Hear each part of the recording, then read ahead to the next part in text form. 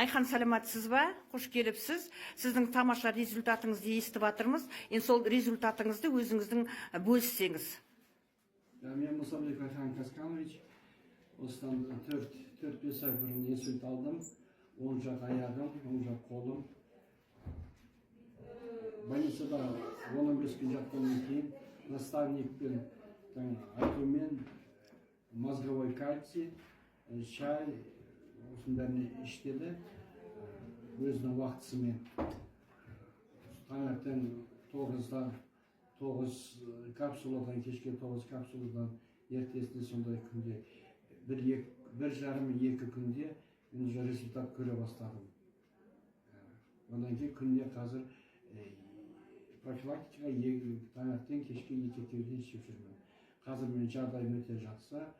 Осы уақытқа дейін сыртымнан дұрыс жүргенмен, іште өзім сезем, оң жағымда әлі чуть-чуть слабость бар екенін, бірақ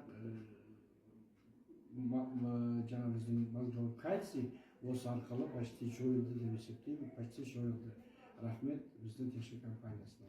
Айхан мырза, тағы да мен сізден сұрарым, сіз өлең жолдарын, жаттай алмай жүрген өлең жолдарын осы мозговой кальций арқылы соны айтып жүрсеңіз. Ол иә, 2015 жылы қазақтың жеңгендерінде соған арнап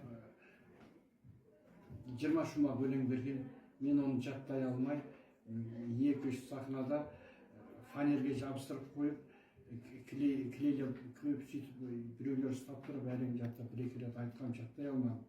Сол осы мозговойды ішкеннен кейін 1,5-2 сутка, 2 суткадан бастап өз-өзіме көзіме мен өзі негізі бір нәрсе